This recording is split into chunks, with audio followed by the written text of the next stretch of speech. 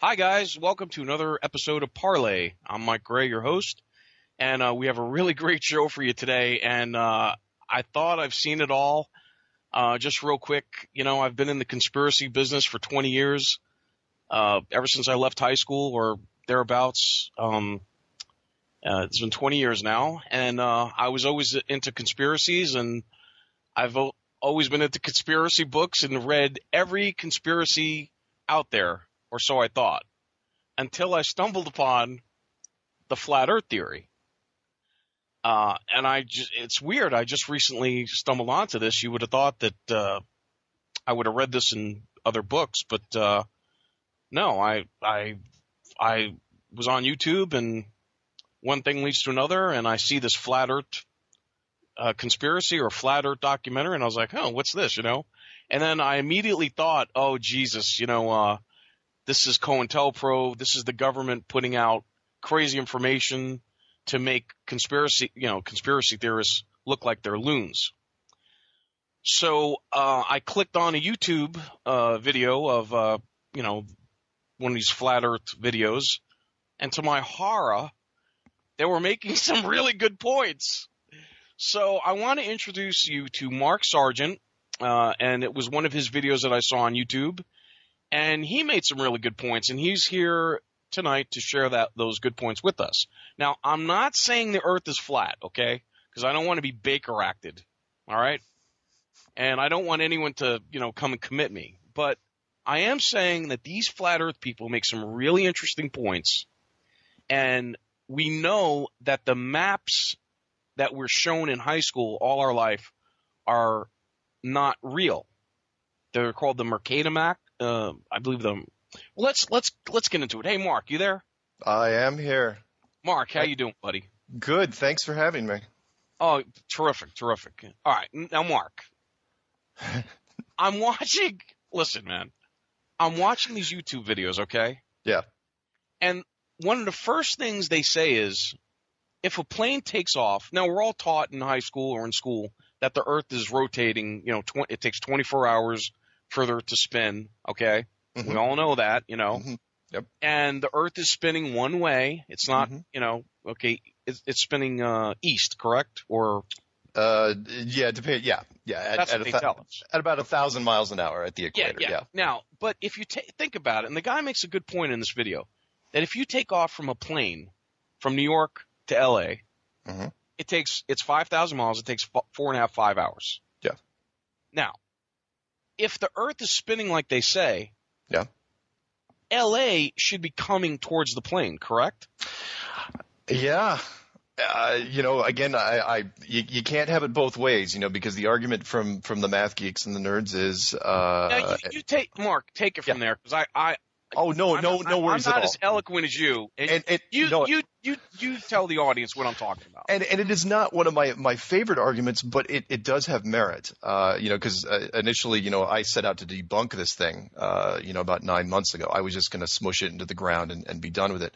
But to your argument there, if the Earth is spinning, and we're not going to talk about east-west. We'll just say, with the spin or against the spin. Yes. If the Earth is spinning 1,000 miles of the equator, let's say up towards North America, it's spinning at, say, 700 miles an hour or whatever it is.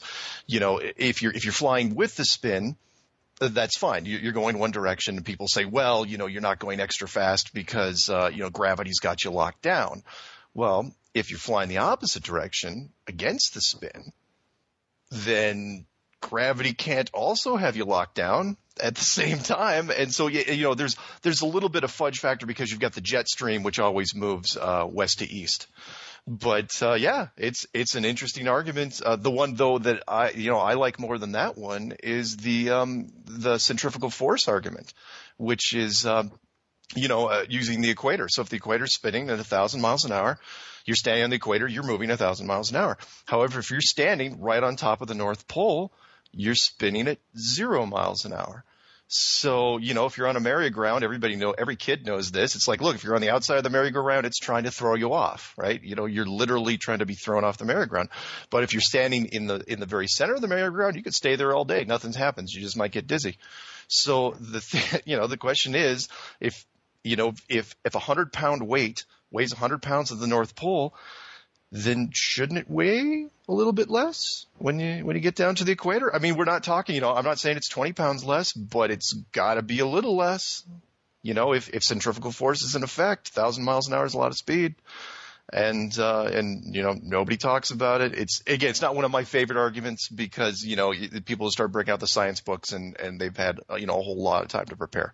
My points, go way, way beyond that. So. Right. So what do you want to dig into first? Okay.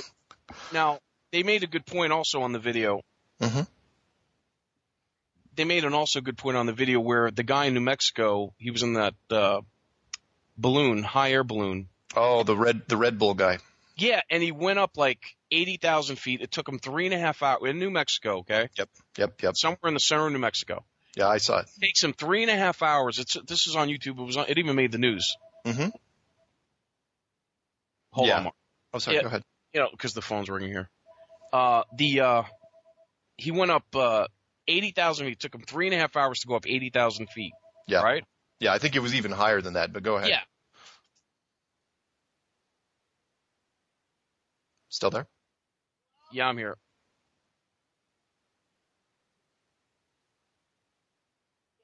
We're going to have to edit this because, hold on. Okay. No worries. We'll edit this out. Okay. Cindy, we could edit that part out? Cindy? Yeah, you're good. Okay. Don't worry about All it. right. Yes. The phone was ringing. Oh, no worries. So the guy goes up 80,000 square feet. It takes him 80,000, what is it, 80,000 feet? Yeah, at least. I personally think he hit 100,000 feet, but it doesn't really matter. The point was He went way the heck up there. Right, 3.5 hours. Now, if the Earth is spinning like they say, he should have landed, when he jumped out, he should have landed somewhere in the Pacific Ocean. Yet he lands 70 kilometers from where he took off. Yeah. And again, it's you're going, and granted, he was in a balloon, but you're either going with the spin or against the spin. You can't have it both ways, and it's an interesting little globe puzzle that most people just don't look at. What about the difference between those maps, like the Mercator map and the Peterson map? The Mercator map is what everybody's been seeing. So when they pull the map over the blackboard when going in school, that's the Mercator map, and it doesn't accurately show what the continents look like in respect to each other, and that's been known for a long time. It was really designed for a shipping, sort of promote the European thing. So like Greenland in the Mercator map looks like it's almost as big as Africa, even though Africa is technically 17 times larger than Greenland. Right, yeah. And South America is huge compared to like Europe, but it looks like they're about the same size. Yeah. So they've been trying to introduce in schools what's known as the Gall-Peters map. And in fact, there was a TV little segment on it. I think it was The West Wing or something like that. There was a TV show that kind of like introducing it to the president, trying to get it to, because they're trying to push it in schools. It's like, look, even the maps we're looking at, forget about the flat round thing for a second. Even the maps you're looking at are completely wrong geographically. The countries in the southern hemisphere are far, far larger than their counterparts in the north. And it's just something that we take for granted. And that's the perfect example of when you're raised in it, when you go through school and you are shown these things, why wouldn't you believe them? You're going to take them at face value. Why would anybody lie about something like that? What's funny is I remember when I was a kid, looking through like biblical type books or ancient books. Yeah. Ancients believed that the world was flat and surrounded by mountains. Okay. Yep. It was like the entire world that they knew was surrounded by an entire ring of a mountain range. Yep. And then in the middle was water or an ocean, and then the continents were somewhere in the middle there. Yeah. Yeah. And it's like, wow. Yeah, and that model was, and that's what we believed for the longest time, and which is kind of, where I got started was for, if our civilization, our records go pretty continuously back about 5,000 years. For the first 4,500 years, that's what we thought. every religion, Judaism, Hinduism, Buddhism, Islam, and Christianity, they all had their versions of the same thing. The earth was round. It was flat or flattish, not a perfect flat, which I'll get into later. And that it was surrounded by what was known as at least in the Christian Bible, the firmament. And that's in Genesis, and a solid structure. And which would make sense, because if it is a flat enclosed system, like a snow globe, I hate to use that reference because it's too simple, but like a snow globe or a Truman Show reference, you're gonna cover it with something. And, that's what they believed. Absolutely. I have gotten some.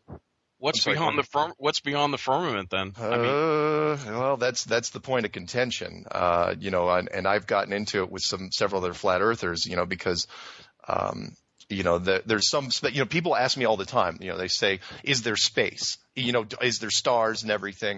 And it's like, well, yeah, you could have stars in space, but the design that I seem to run into as I was trying to debunk this thing and as I was building it myself was there was so much design efficiency that you wouldn't need it. Meaning, if you're going to build a small system like this, you don't have to put in, real stars and planets out at, millions of light years away. You could just put them, it's a giant, beautiful simulated painting.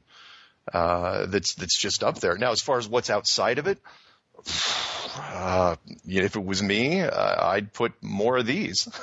It's interesting. It's interesting that we learn that when they made the first nuclear bomb, when they tested it at Trinity, they said, there's a good possibility this detonation could blow out the atmosphere, and the entire atmosphere that we breathe could be sucked out into space or whatever. Yeah, but they did it anyway. And they did it anyway. And then in the 50s, Project Argus, I believe, they detonated three separate nuclear bombs at the edge of space or in the atmosphere. Yeah, absolutely. And which proved pretty much that they couldn't blow through whatever they were trying to blow through anyway. And those tests, which is in part of my clues, I think it was the first one, the Flat Earth Guide, talked about how they started testing in 1958, again, for no apparent reason, just started firing nuclear weapons straight up.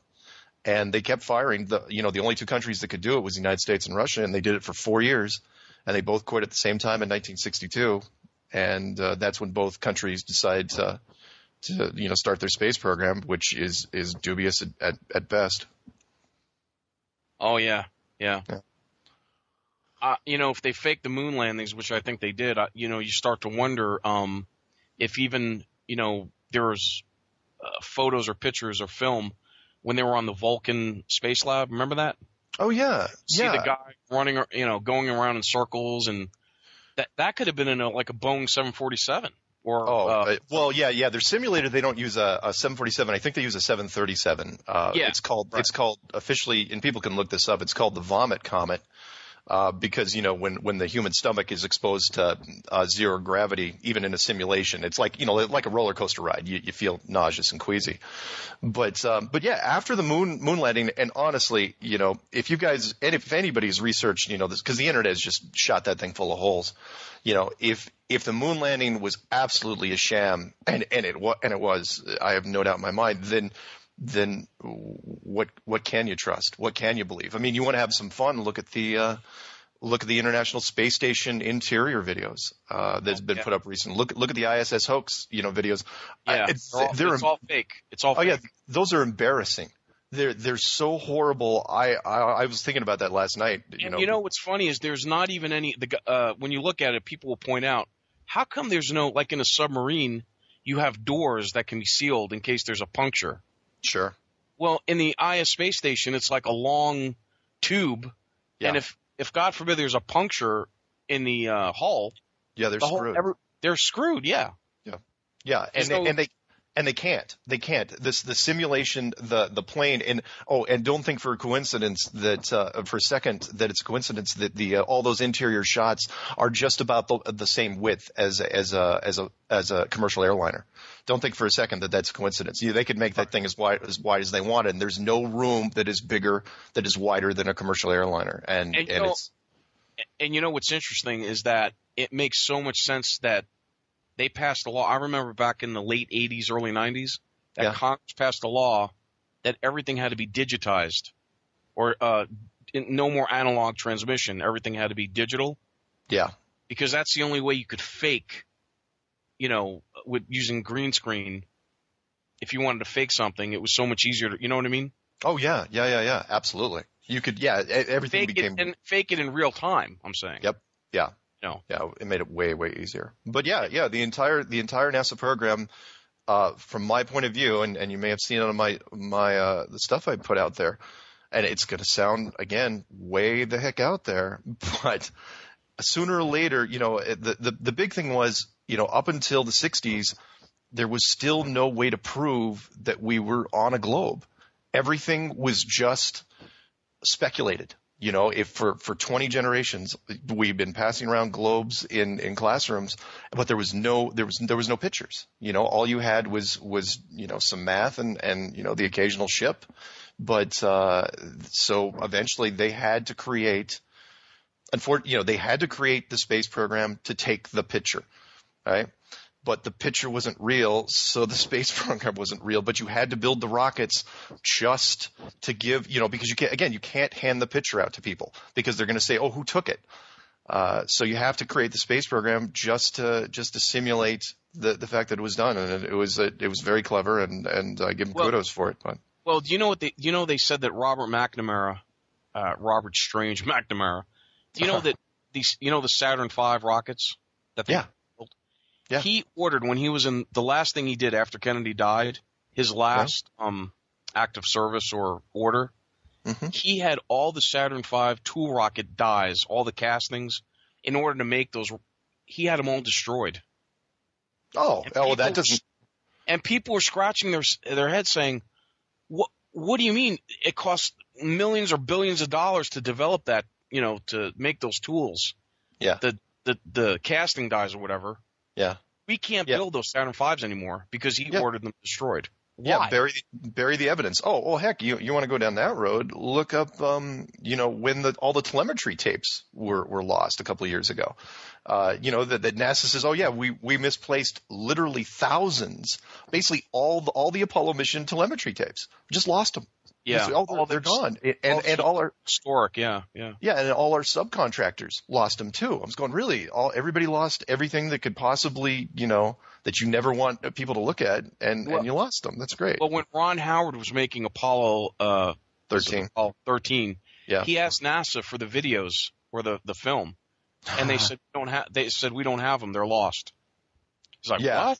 Yeah, again, I don't know if you watched any of the Clues, but Clue 1, the empty theater, I am aghast that I am the only person to put this video out there on YouTube, which is, look, we've had 50 years of movies since the moon missions, and no one's actually done a moon mission movie. How does that even happen? And people going, oh no, there's got to be moon missions. No, there wasn't. You had The Right Stuff in 1983. Which was just an astronaut training program movie, and then Apollo 13, which was, the whole thing took place in a capsule. That was one of the cheapest productions you could ever do, and that was it. No one ever made a moon movie, and you can't. You can't do it. They're not going to be allowed to do it because it's too close. It hits too close to home. Because if a Hollywood studio makes the movie and it's so spot on that you can't tell the difference from the original mission footage, then what are you looking at? And they don't even want to risk it because it would raise too many eyebrows. Plus, you'd let Hollywood in on, it's like, hey, there's so many people in the production teams in Hollywood, they'd start figuring it out as well. I'm sorry, go ahead. Well, I just wanted to get back to, it's funny, we were talking about the Bible, and it says that God separated the waters from the waters, the firmament. Yeah. Have you ever listened to Credo Mutwa? He's a Zulu shaman. I have not, but go ahead. Well, he talks about what the earth was like before the flood, okay? Mm-hmm. And he was saying that there was actually a vapor canopy around the planet, like that you couldn't see the sun back before the flood, that there was a mist up high, and that it perpetually drizzled and rained. Interesting. And And that's what gave the Earth. That's why the Earth was so, at that time before the flood, was very pristine, and it was almost like perpetual spring. And if you think about it, if there was a cloud mist, it would keep all it would regulate the temperatures. Like you wouldn't have the extreme heat from the sun. Yeah. And you know what I mean? When there's a cloud cover over, it's the temperatures are better. It's not as because the cloud cover keeps the warmth. Yeah. Especially at night. So, and then the vapor canopy came down and flooded everything. Interesting. Yeah. Well, and to that effect, in the flat model, if you look and there's several out there, if we want to look at a pretty good one, look at the it's easy to find online, the flat and stationary Earth. It's a pretty decent model, from Orlando Ferguson. But to that effect, if in the flat model, the outer edge has to, is raised somewhat.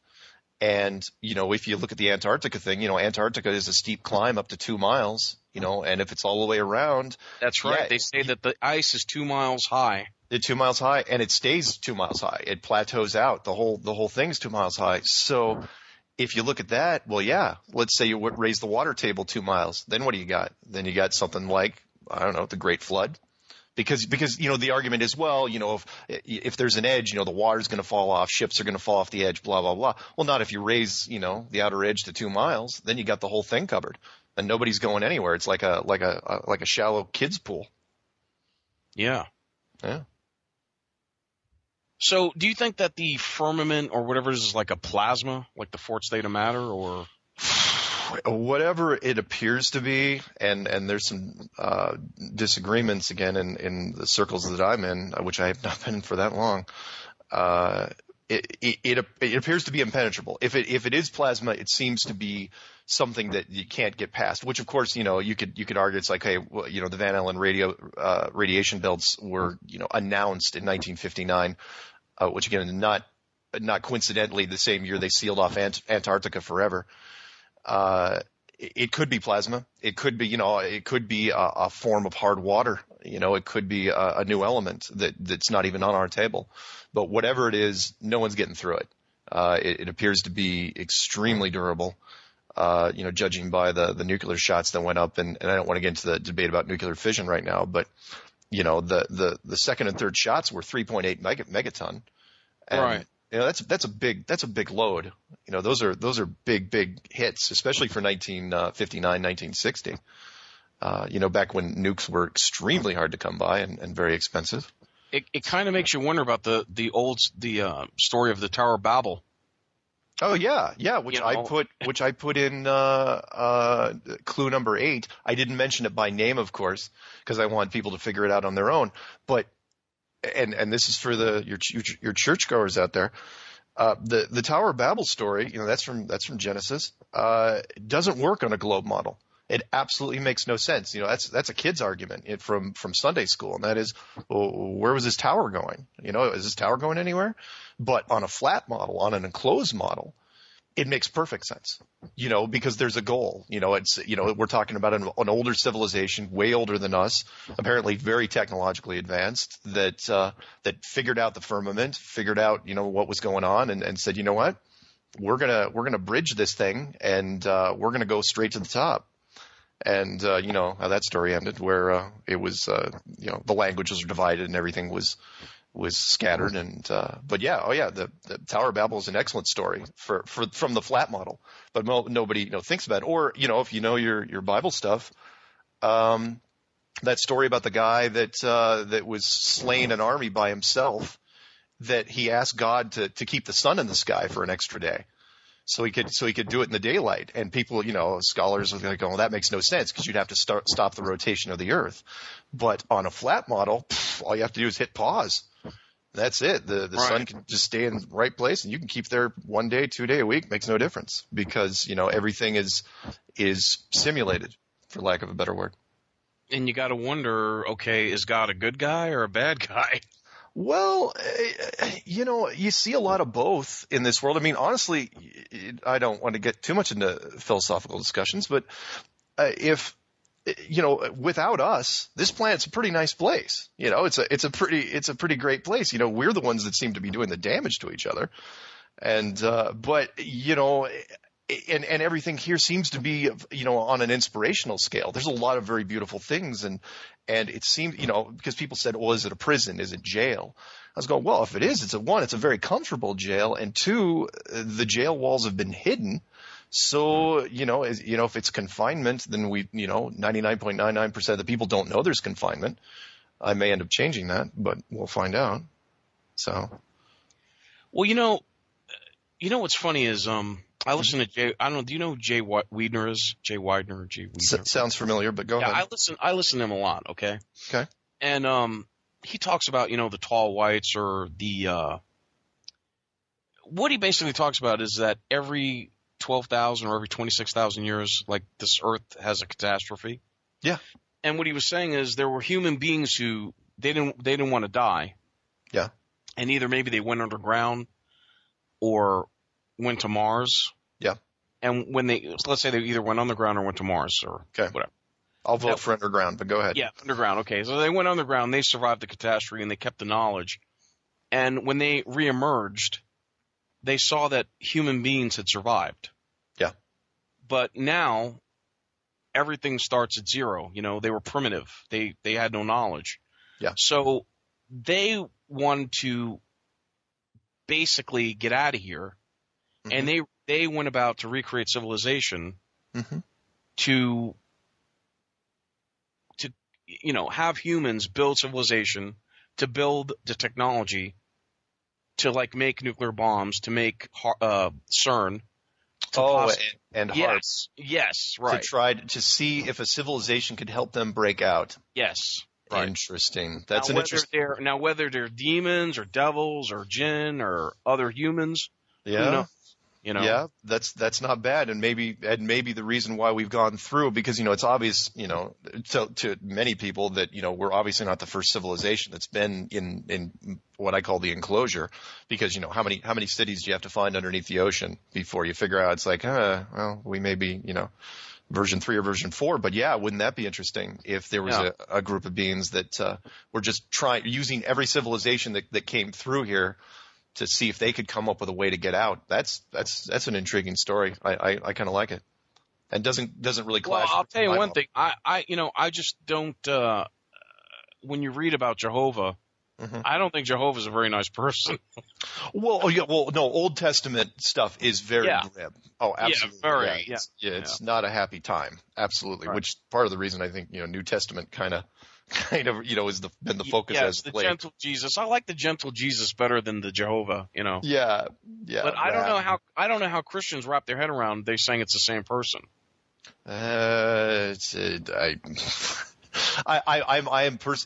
was raised, born again Christian, and I've kind of fallen away as I've learned about the other religions, but I try not to speculate. Right. I kind of see all religions as really a trap. Well, I think faith is a good thing. Spirituality is a good thing. Yeah, love thy neighbor, and the golden rule. Sure, absolutely. Kind of thing. Yeah, that's all well, but I just see if the Vatican represents Jesus Christ, then I don't want any part of it. Men in power, the power corrupts. It's so very easily, especially if you have a lot of people that have good intentions, underneath you. You're saying, we want to, do good things. But the people at the top, there's ulterior motives, and that tends to snowball. And, then you get things like, the Dark Ages and the Crusades and the Inquisition, and right. gets out of hand. So where do you think, like I said, man, this is one of the weirdest, I think you even called it in your last interview that I listened to. Yeah. You called it the runt of the conspiracies. Oh, it's worse and that was the only word I could. It is, man, because I've been posting stuff and saying, I emailed a bunch of my friends who think I'm nuts already. Yeah. And I'm like, look, I know you all think I'm crazy, but watch this video. These people make some really good points, Oh, yeah, no. I mean, I got physically embarrassed every time I even looked at the Flat Earth folder. It was because, for those out there that aren't big into conspiracies, it's like it is the worst It is the most ridiculous, ludicrous conspiracy there is. But the thing is, you don't know why. It's because it's the only. It's going to sound too simple, but it's the only conspiracy we debunk to children. You know, and you know, you stick and it's easy. You just stick a globe in a classroom, and you let them sit in the classroom until they graduate from school, and that's it. That's all it takes. And even the word flat Earth gets this visceral response from people. And so, yeah, when I initially, you know, started digging into it, I was absolutely going to debunk it. That was and just say, okay, I'm going to look at it. I'm just going to, you know, map it out from A to Z. And as soon as I run into something, you know, if I run into a problem at letter F, I'm just going to throw this thing out and say, you know, that's it. I'm done.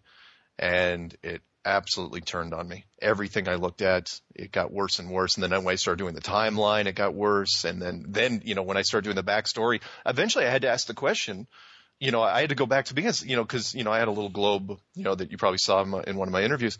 I was going, when exactly did it become a globe?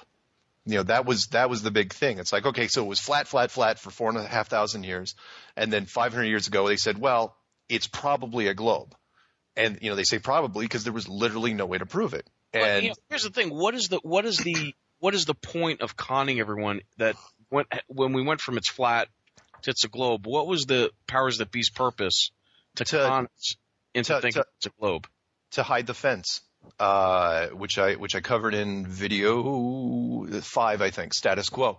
And it's as easy as this. If you don't hide the borders, then eventually people are going to see the borders. And then it's a control thing. You're going to lose control of them because they're going to follow that. It's an enclosure thing. So when people will, you know, they'll just start asking questions. But more than that, it's let's call it what it is. It's proof of design. And up until now, you know, and I'll talk about this actually in my next video that I'm doing, is up until now, look, religion is still just faith. Yeah, it's very, very strong faith, and lots of people have it, but it's still just faith. You don't have a supernatural artifact to grab onto. And imagine if there was one. And so, you know, years and years ago, it was put into play that, you know what, let's make it to where nobody even looks for the borders. Because remember, if the world is flat, then sooner or later as technology progresses, people are going to get to a point where they're going to start making journeys and pilgrimages on their own to get there. But if it's round, then you're telling them, oh, you can go around all day long and you're never going to find anything. And it worked. It absolutely worked. But it also backfired, in my opinion, because and I learned this as I was going along, that even the elite, and you can pick whatever group you want. You know, there was no doubt in my mind that yes, royalty from years ago, you know, the Illuminati or the Masonic or whatever group you pick, it doesn't really matter. I have no doubt that they knew, but because they couldn't see it either, as it was passed down from generation to generation, it just became, it just kind of, you know, started transforming into myth and legend. So let's say you were a German prince, right? And you know, you're shown this map and it's a flat world. And, you know, it's like, well, your father and your grandfather and his father before him, you know, we're passing this on. And it's like, yeah, grandpa, I heard the story. It's flat, but what am I going to do? I'm not going to see it. So it doesn't make any difference. And finally, once we started doing steel-hulled ships, and really when the internal combustion engine came on is when they really could start looking for it. They started looking for it. So, you know, they did North Pole in 1926 with Admiral Byrd, you know, legendary in the field.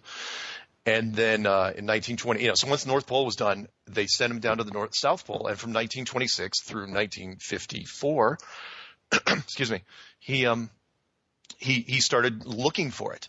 Absolutely no doubt in my mind. That's what they were doing. But I don't think they even told him. Or maybe they told him. It's interesting. Operation High Jump, right, was 1946. 1946, where he goes down there with was it an aircraft carrier and a full-blown carrier group. 5,000 men.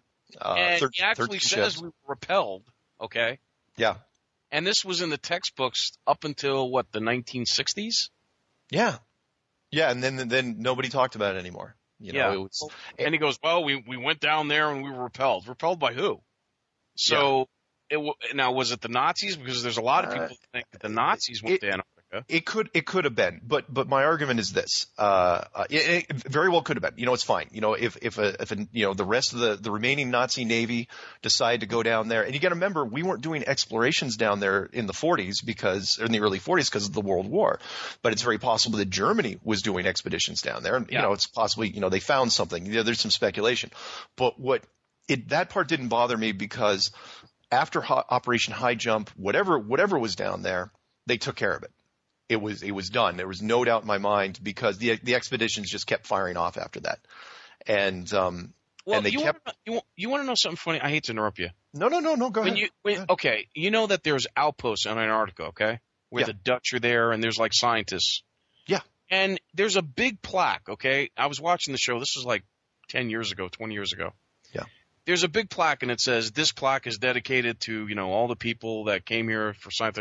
And it says to watch the enemy. And the guy looks at the camera and goes, "What enemy? What enemy are they talking about?" Good point. Good point. Yeah. And that was before I knew about Nazis and, them going to Antarctica. Yeah. That always struck me as strange. Like, to monitor the enemy. What enemy are they talking about, Yeah, that's all been stricken from the history books. Whatever happened, all they say is there was Operation High Jump. That's a wiki thing. It's easy to find. There's pictures, and they went down there, full blown carrier group. He was the fleet commander, Admiral Byrd, and something, and then something happened, but that's it, and it's like, and then they just, erased it. Now it's like, oh, they just went down there for peaceful intentions. It's like, really? You send a full, an entire aircraft carrier group to the, to Antarctica and that's it. That's all you're going to say. But, right. that was for an expedition. Exactly. And then, you send a military force. The only reason why you send the military force is because you think you're going to have military resistance, you're going to fight. Exactly. Exactly. Yeah. But again, whatever they took care of it because the expeditions kept going. And I think I had 2 more after that. And then in 1954, which, the famous Byrd interview, which we were so lucky to get, it's on YouTube. Please look it up, not just on my channel, but you can look at the full blown interview. Mine's chopped a little bit to get rid of the fluffy stuff they were asking him. But, in that 54 interview, he says, oh yeah, Antarctica is a treasure trove. He goes, there's an entire mountain range made out of coal. There's oil, there's minerals, there's uranium, there's everything. And at that point, what I kind of pieced together was the authority. And when I say authority, I mean, I'm just lumping up, governments, very, very rich people and royalty. But the authority, I think at that point said, well, maybe there isn't a firmament. Maybe there is no edge. Maybe there is no border. So let's just start harvesting Antarctica for resources. And, everyone was down there, all the survivors from World War II. You had Russia, you had Britain, United States, Chile, Argentina, I think New Zealand, Australia. Everyone was down there. And then they go down for Operation Deep Freeze in 1955. And, that was going to run from 1955 to 1956. And then something happened. And whatever spooked them spooked everybody so completely that it was, one day it was, we're gonna be in Antarctica for the next 100 years. And then they see it, and it's like, everybody back in the boats. We are leaving right now. and it was, it's that ultimate, it's that Hollywood gag. It's like you see something, we're totally motivated in one direction, and then you see something that is so jaw dropping. It's like, we are out of here. And maybe we are the Lilliputians and we don't even know it. Oh, could have been, and yeah, there's speculation, speculation. Okay, what do you see? But there's certain things, that we would take care of. So, Godzilla could have been on the ice and we would have taken care of it, sooner or later. You could have run into a race of giants. Absolutely, could have been, part of that. But, I went with the most obvious thing to me, which was, look, they found the outer edge. And it's one of those hidden things. So, immediately, because of what happened right afterwards, which was, so 1956, Operation Deep Freeze probably ended, the second they saw whatever it was. And then immediately Russia and America, who were both on the ice at the same time, decided to ramp up their rocket program right then and there. 1957, rocket program. And by 1958, they were both firing nukes straight up. Kept hammering, for the next 4 years. 1959, the thing that, again, I'm going to touch on it in the next video, which again, 99% of people don't know. 1959, they closed Antarctica permanently. They closed the entire continent, millions and millions of square miles of energy-rich resources, everything you could ever want. There's no indigenous population. There's no animal life. There's no plant life, as far as you know. And they closed the whole thing down, locked it down, and put a treaty in place to where every country that became technologically substantial decided, they said, no, you got to sign this treaty. You're never going to Antarctica. And it's still in place to this day. And you know how treaties go in industrialized nations. It's like, were you kidding? Everyone's oddly honoring it. Yeah, and the oil companies. I mean, look, British Petroleum, Shell, all the mineral companies, Alcoa, any of the mining companies. You're telling me that these guys can't get in there? What are you talking about? They can get in anywhere. They can get into a national park, but they can't get in there. And it's one of those super interesting secrets that people still don't talk about. And then it just got weirder from there. So it makes you wonder. Yeah, go ahead. If we're really in a prison. Again, if it's a prison, it's a very well designed one, and it's designed with so many natural negative reinforcements. So, like in a flat model, the oceans just get colder as you go further out. And then you run into icebergs, which discourage shipping, and then you run into a continent which goes 2 miles up. Then you've got altitude sickness, and and then you've got however much land between you and whatever else is out there. Right. And again, that creates an illusion of choice, which is, you're making the decision to turn around on your own. No different than, climbing a mountain. If you climb a mountain high enough, you're also going to get altitude sickness. It's like, oh, yeah, I'm going to head back down. So if it's a prison or a jail, it's a soft one because they're not putting bars in the windows, for lack of a better word. It's interesting that, if the elite know this, it kind of really makes sense why they believe in transhumanism and they want to transform themselves into almost like these Borgs. Yeah. These nanite bodies that can, they're like a living Iron Man kind of thing. Yeah. Yeah. They believe that they're going to be able to transfer their soul or their mind into these robots and live forever. That's what they believe. No, I don't doubt it. And really, as far as hiding it goes, of course, it was a natural reaction. Of course, they were going to hide it. It's because the world changes. Even back in 1956 or 1957, if you figure out, where's the top part of the firmament versus the outer part of the firmament, the world changes right away. The world becomes automatically more spiritual. And it doesn't matter what religion you're part of. It immediately becomes God becomes real. I hate to say this, and the one I'm putting out, maybe today, maybe tomorrow. The clue is called hiding God. Because I've had so many people send me things. So much scripture sent from all different areas, and it's like, look, yeah, I mean, you're hiding. Let's call it what it is. You're hiding the builder. It's evidence, and your definition of God. That varies, of course, but it's still one. It's interesting that the founding fathers were, I believe it's called deists or deists. Have you ever heard of this term?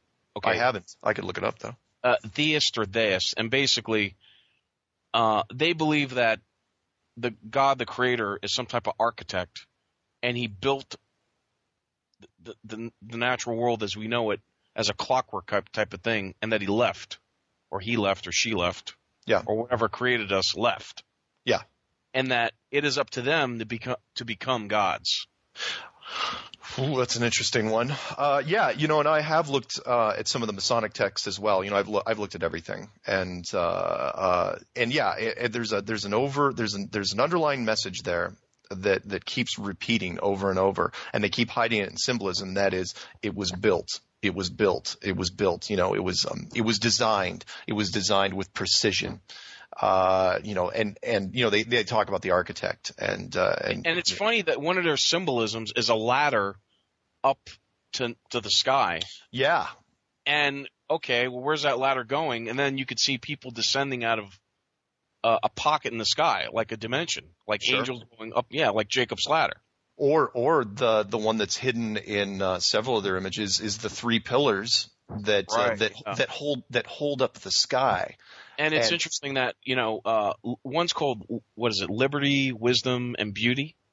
Strength, wisdom, and beauty. SWB. Right. Yeah. And on 9/11, the two towers came down, and they rebuilt the one. Yeah. There's a lot. Again, this is an idea that is very, very old, and it's everywhere. People say, oh, it's a Christian thing. No, it is not just a Christian thing. There are many texts that mention this. I can't tell you how many people have sent me the Book of Enoch. Like, I've never read it. Saying, the book, for those of the people who don't know, a book that was not canonized and put into the Bible, but was up for consideration at some point, along with the Testament of Solomon. And, that book, goes into quite a few details on the layout of the world and how things were built. And, I'm sorry, go ahead. In that book, it talks about the 72 fallen angels. Yeah. And Enoch is asking God, hey, get them out of here and take them with you. And God's saying, no, I'm leaving them here. And he's like, no, get them out of here. They're going to create too much trouble. And then Enoch puts them in a box. Yeah. Did you read that part? I didn't, but I like it. Enoch puts them in a box and puts them in a cave, supposedly under a lake, and buries them. Interesting. Now, it's interesting that in France, there's a place called Loret Chateau. Okay. Where there was a priest who would always go up and down the mountainside looking for something. Yeah. And supposedly he found something and he became very wealthy. And, there's a lot of speculation that he found the box that Enoch had buried. And, really? And that box was sent to the Vatican. Yeah. Huh. And maybe they released those guys. Who knows? That's really interesting. Yeah. I like that. Yeah. Azamadov is the name. Azamadov? Yeah. Okay. Yeah, I'll look into that one. I'll send you that link. Okay. Yeah. Okay. Have you ever seen a guy, he puts out these videos on YouTube, a black child? No. Okay. No. What's he talking about? Okay. He talks about the reason why they have all these satellites up in space or in the upper atmosphere. Yeah. And they've created Star Wars. Yeah. And they're building these laser-based Earth-based weapons. Sure. They're worried they're going to use these weapons against the second coming. Interesting. Okay? And they believe that they could use these these Earth-based lasers and the space-based lasers, Star Wars, against an invasion. Yeah, and if I bought into the satellite thing, I go with you on that. However, I will say that you might have a point. Point there because again, not to quote too much, but was the Revelations, and I don't have the verse in front of me. The Revelations quote where it talks about how the civilization on the ground would repel, would attempt to repel, what they called, the second coming, and the angels. And it says that they would, and he even goes into that saying that people would look for death and they wouldn't find it. And what he's saying is because transhumanism by that time will ever have taken place, and there will be a lot of people that won't be the Borgs. And they can't die. And the only way they can die is by a flame, by incineration. Incineration, yeah. So they'd have to melt to die, yeah. Wow. That's pretty grim. Because remember, the first thing was a flood, and God said he wouldn't flood the earth again. Yeah. That was his promise with the rainbow. Yeah. And the second one will be by fire. The second judgment. That's in the book of Revelation, yeah. Yeah. No, And it also says that creatures come out of the what was that river? Styx? Yeah. No, not Styx. Euphrates? The Euphrates River. That Yeah. these creatures come out and start eating people. Remember that? Yeah. Yeah, I didn't know what to make of that, though. Yeah. The bottomless pit thing kind of drew me a little bit, but I did. Also, if CERN is real, okay, and they want to open up another dimension, Yeah. just like in the movie Avengers. Did you see the movie Avengers? Oh, of course. Yeah. Yeah, where they let in these creatures from another dimension and they start pouring in. Yeah. It's just Yeah. crazy.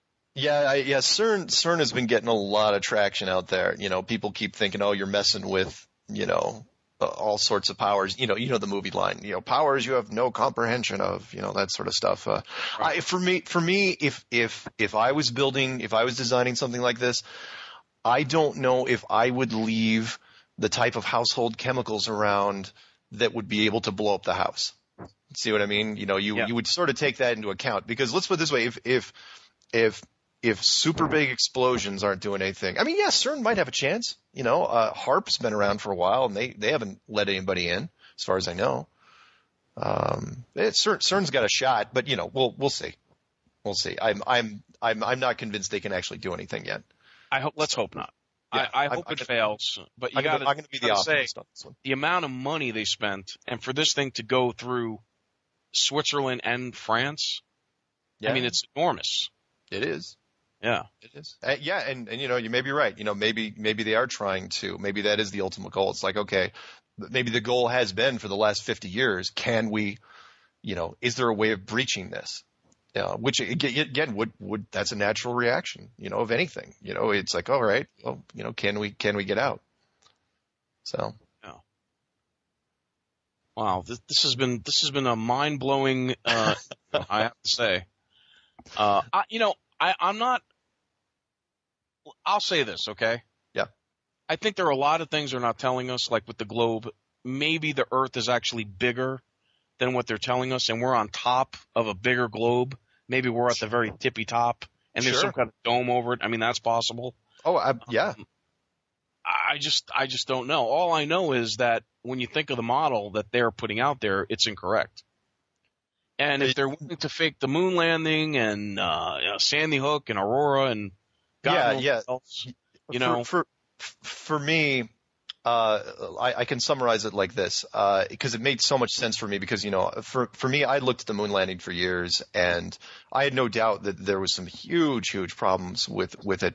But for me, I had a problem with the motivation. And that was, I came up with a reason. It's like, okay, why do you fake the space program like that? Why, what is in it for you? And I'm thinking, okay, it's national pride, it's USA, go rah rah. But it wasn't that good. I mean, it was good, but it's like, man, that's a lot of money.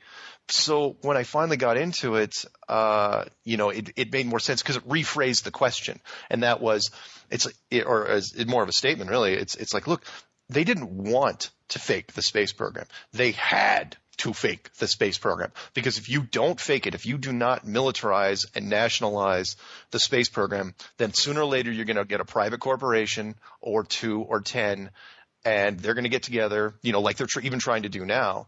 But they would have done it a whole lot earlier, and then it's not under your control. And for those people out there that say, oh, what about satellites? It's like, really, you're going to ask me that? It's like, go watch the International Space Station videos. Why would you fake the interior of that? There's nobody up there. So if there's nobody up there, then why? Why are you faking it? It's like, well, because you have to. You have to give the illusion there's people up there. You have to fake that you're sending probes everywhere. The Mars rover. Really? That's been running, 5-7 years past its expiration date? No one can explain why. Oh, yeah, the cameras are still running. Nobody's talking about it. Yeah. But for me, again, I went into this trying to debunk it, which is, to date, and, knock on wood here, knock on wood, that I haven't got any debunkers, but I think it's because I went into this trying to debunk it. So, everything that I put out, I won't put out anything if I can smash it. Mark, Mark, do Yeah. you think that the space program was debunked because of the political climate of the day, like the Cold War, Russia against America, and all that stuff? Or Oh, you mean the American space program? yeah, No, in other words, we had to beat the Russians. You know, they were the first to launch Sputnik, and they've already supposedly sent a probe to the moon. Well, yeah. No, I think it was a joint effort because remember, for me, they've been in it together. For me, Russia and America have never been at the highest level. I don't think they've been enemies. Absolutely. I think they have been secret brothers. People say, oh, the Cold War and, better dead than red and all that crap. It's like, look, these guys have been with us since the beginning. And I won't go in. I know we don't have time for this stuff. I'll tell you one thing. It was the Rockefellers and Rothschilds that shut down Russia as an economy by turning them communist because they didn't want competition. Sure. And that makes total sense. Yeah. You know, And if our moon mission was successful, you don't think Russia would head to the moon on their own? Oh, well, we're late to the game. We're just not going to go. That's a bunch of crap. Of course they go. That they figured out that we could fake it better than they could. And so they just gave up. And I think other people, I think England knew that it was a fake. Look at that James Bond movie where Sean Connery's running through the Hollywood movie moon set. That was a little nod, it also makes so much sense. Why aren't other governments outing our government that we didn't go, and saying, hey, you guys did that? They're not. No, they're not. Well, mostly because they're using NASA as a consultant. I mean, look up some fun stuff. Look up Chinese space program bubbles, absolutely China's faked their entire thing and they did it in an underwater simulator, probably ours. They probably rented it out for the day. There's so many. Everybody at the highest level. Now they may not know exactly why they're doing it, because that's a need to know basis. But they have been told it's like, look, every space program, if it's going to be, it's going to seem legit, is going to be fake. And if you're doing your own private program, don't expect success because we're gonna keep you absolutely under thumb. So, just my take. Amazing. Yeah. It's not people. It is not what you think is, or the argument. And it was. I've said this before. But I'm going to say it again. Tell me how you are living on a globe. Convince me that you're living on a globe without using the word NASA. If you can do that, then you might have something. And it's so true. If you look at all the pictures of Earth, they're all the same, just about, or composites. Yeah, the composite images. The one image, and I know we're running out of time, but I got to say this. Look, I completely missed this 15 years ago, where when I was doing a search online for the pictures of the Earth from space, there was literally one shot showing the bottom part of Africa and the entire part of Antarctica. And there was no other pictures online. And it was the year 2000. And it just blew my mind. But, at the same time, it's because we're conditioned not to make the leap. What was the first thing I was going to think? Flat Earth? No, of course not. I was going to think that NASA just is way behind in their game. And it's like, well, you guys got to get these images up faster because this stuff's 40 years old. And it's because there was nothing else to send. They don't know how to fake it. It's getting too hard. The internet hive mind picks up details. You can't hide anything on the internet anymore. You can't do it. Which is I'm trying to tell them if they're listening to this right now, look, stop faking stuff. You can't do it. Well, I was told in a dream 2 nights ago to not touch the subject. So just so you know. Really? Yeah.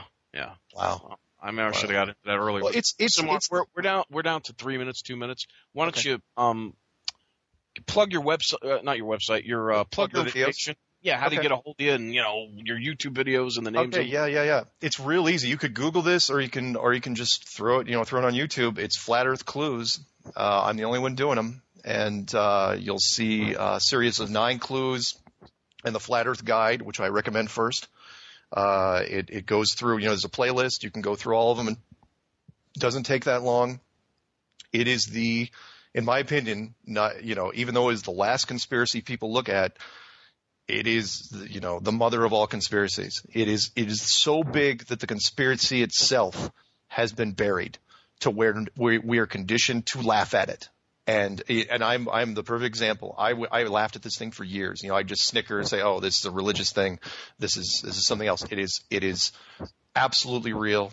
I have no doubt in my mind, and I am going to do everything I can to see if I can find someone out there knows someone who can because it only takes just a small fragment because it's so fragile. It's a secret that cannot be kept forever because we're living in it.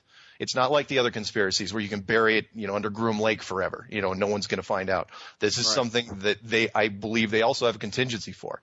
It's like, one day if enough people find out, well, we'll see what happens there. I would imagine some sort of huge event distraction, but you cannot keep a secret like this forever. It is physically impossible. It's like hiding something from your roommates in the apartment.